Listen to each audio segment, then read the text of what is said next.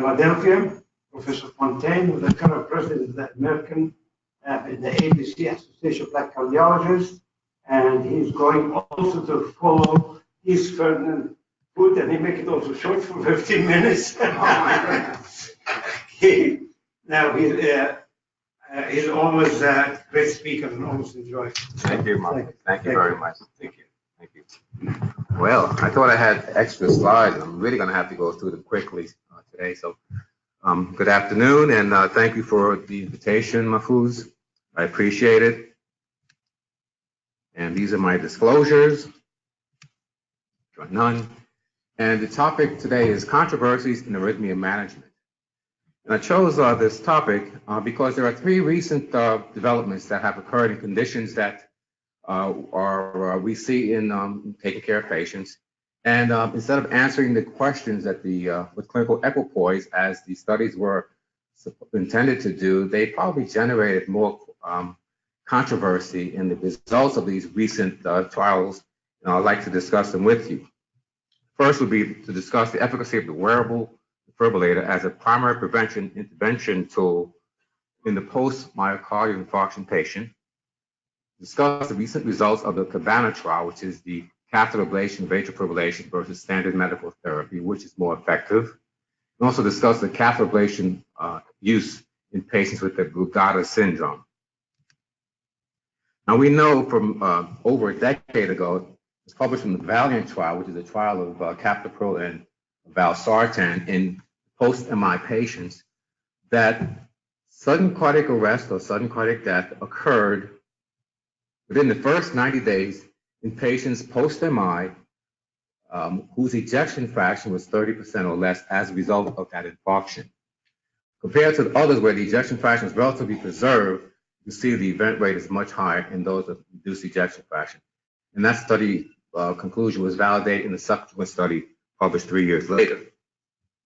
We know that the current guidelines for primary prevention utilizing ICD in patients with reduced ejection fraction indicates that was obtained from data from the MATA trial, the multi-center automatic defibrillator implantation trial, and there's 1 and 2 component to it, whereby patients with coronary disease, ejection fraction less than 35%, who at the first study had positive EP study that were inducible. The ICD implantation was a favorable thing, reduced mortality, and then MATA 2 trial where electrophysiology study was not utilized. Those patients had an ejection fraction 30% with coronary disease. Primary prevention therapy with just with the ICD, with just knowing what the ejection fraction and the cardiac substrate was effective in decreasing mortality. But we also know that in the Dynamite study, I like to remember it because I would say Dynamite study was a bust because it was negative, meaning that patients who had a myocardial infarction, who had an ejection fraction of less than 36%, who had a low heart rate variability or high sympathetic tone post-MI, did not benefit from ICD therapy as a primary prevention intervention.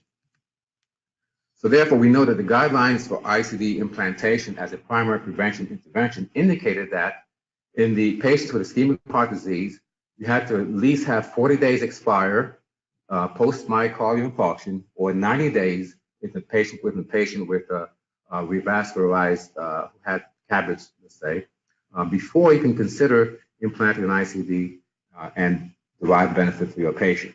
So then what happens to the patient who is discharged maybe 4 days after myocardial infarction, whose ejection fraction is 30%, and who's at risk? Because as I showed you in the Valiant trial, mortality in those patients were twofold greater when the ejection fraction is 30% or less. And 80% of those who died within 30 days of the incident or indexed event. So then what happens? How do you treat those patients? Patients do not stay in the hospital for more than 40 days or for 40 days, so we have to make a decision. So here comes the wearable defibrillator, which was devised as a tool which would serve as a bridge for appropriate ICD therapy until the evaluation could be done 40 days after the indexed MI. So in post-MI patients, maybe the wearable ICDs, you can see, very sensitive. As you can see here, the device can be utilized Post-MI patients, as I just indicated, patients who had coronary vascularization with reduced ejection fraction, maybe those with new onset dilated cardiomyopathy, with CMS mandates that we wait 3 months before we implant an ICD, because many of those patients, maybe 40% of those patients, will have reversal or normalization, maybe not to complete normal values, but normalization of the ejection fraction in the non-ischemic patients. Patients who are high risk until they are stable. Someone has an ICD and the ICD is infected, it has to be removed, and then will be reimplanted. But what do? You can't keep them in the hospital until up to 6 weeks of therapy for endocarditis or presumed endocarditis, so you have to know what to do. And the wearable defibrillator was a tool that was supposed to assist in bridging those patients until the patients can receive appropriate implantable device therapy. Well, there was a registry called Wear It, and I'll talk about that briefly because I'm going to speed up my presentation with Dr. Al-Shahawi, and for you too, I guess. The patients in the Wear It were the traditional patients in terms of having ischemic cardiomyopathy, age that we normally see with post-MI. There were 30% women, ejection fraction was a low value, and they have the usual comorbidities. And we know that the study was a 90-day study, and we looked at the arrhythmia occurrence, and these are the arrhythmias that were being evaluated.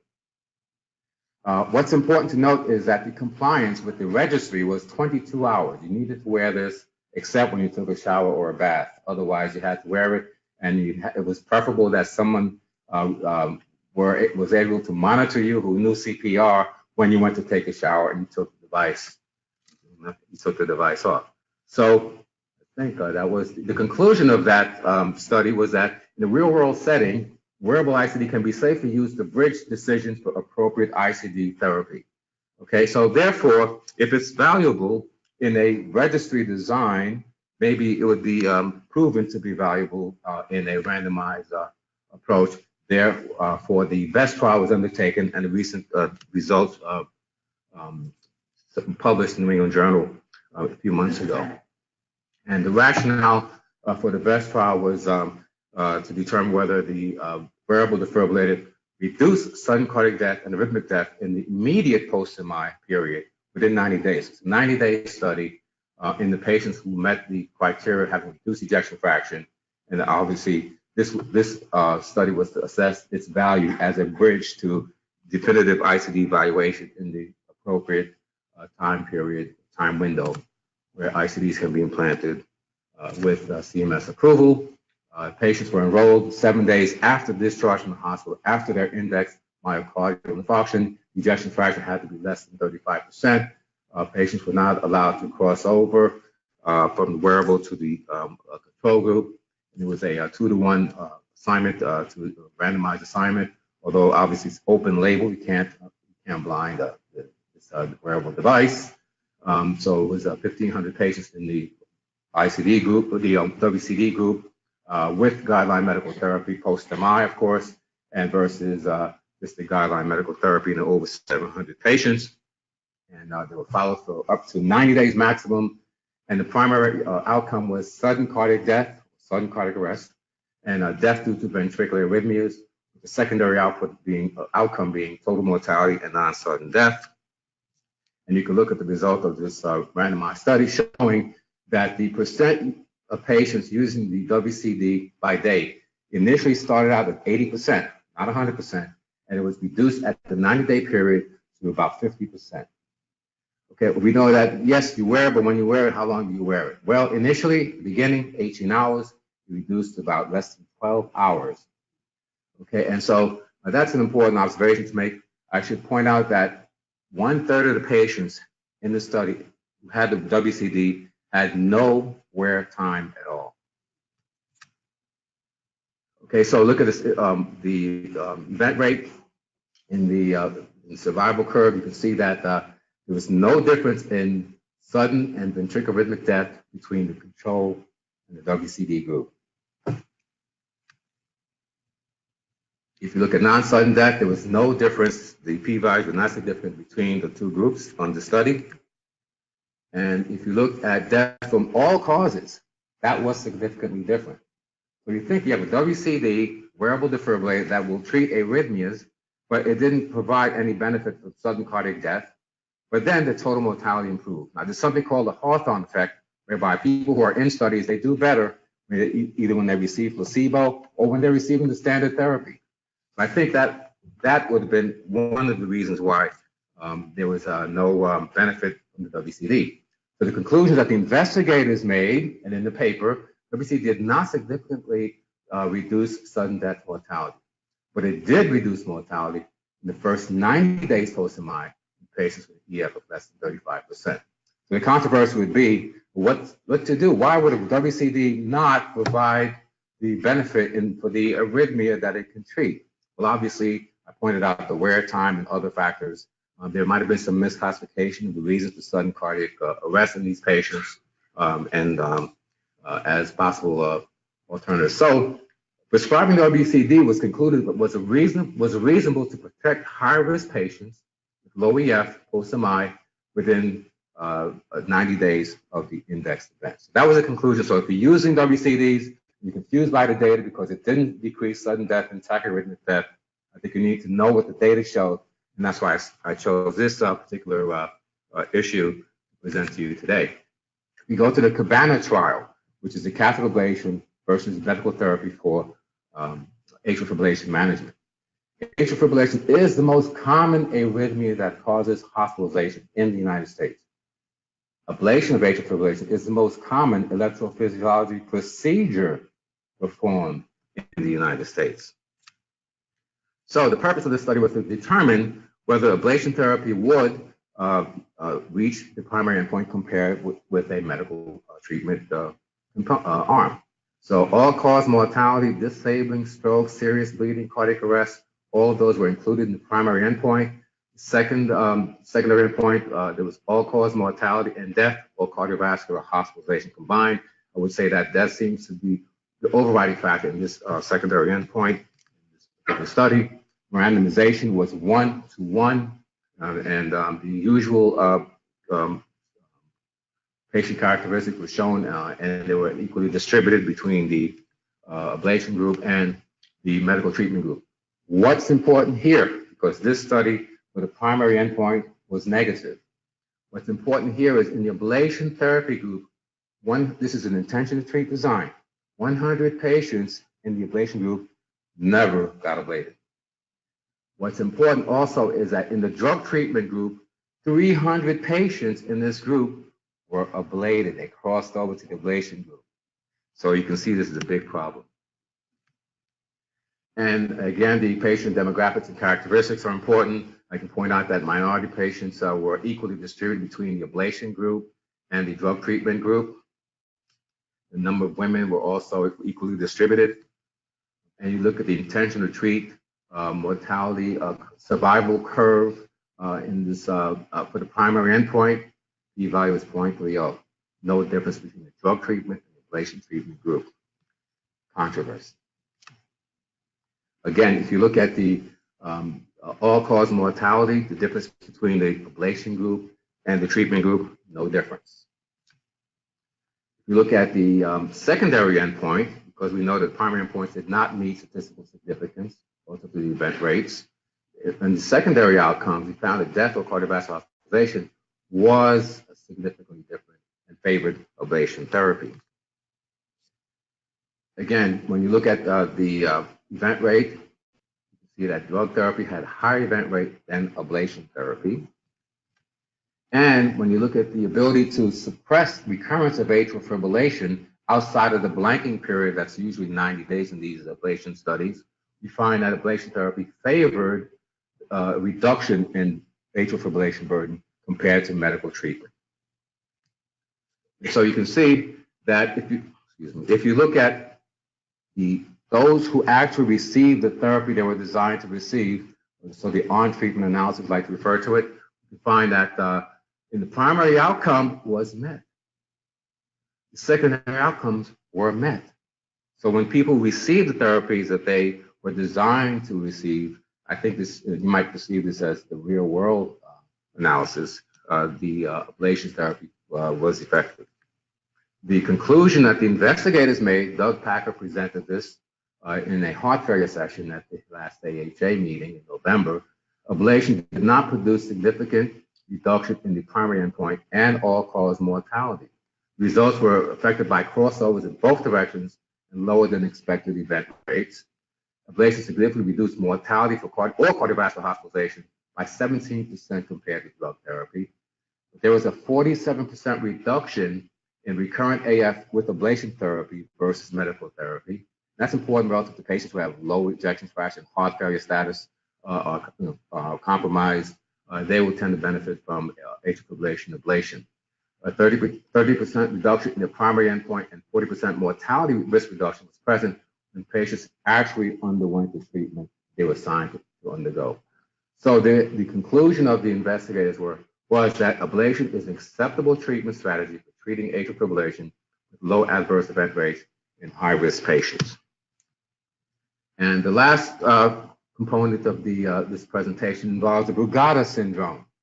As many of you may know, that syndrome was described in 1992 by Joseph and Pedro Brugada, their brothers. It was characterized by ST segment elevation, the right precordial leads V1 to V3.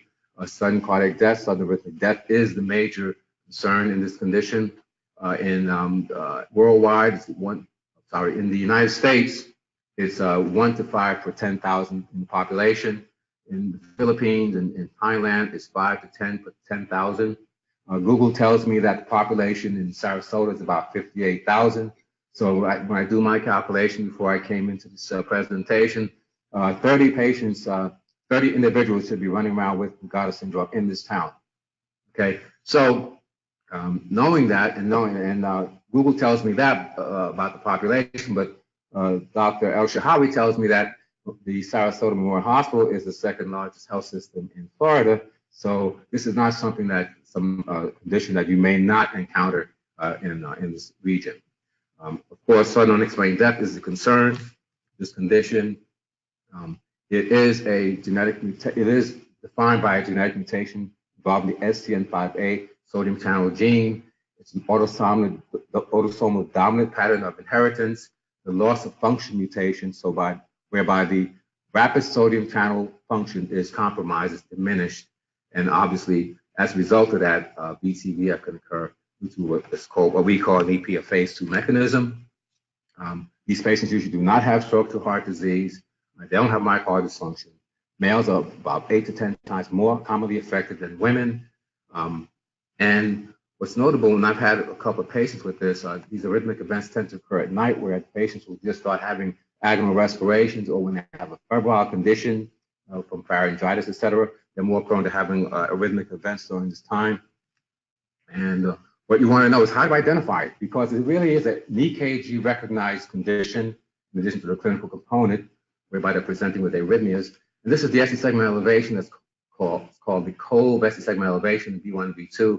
And Brugada didn't initially describe conditions involving V3, but then they sort of expanded to V3 being involved here. It's not shown here.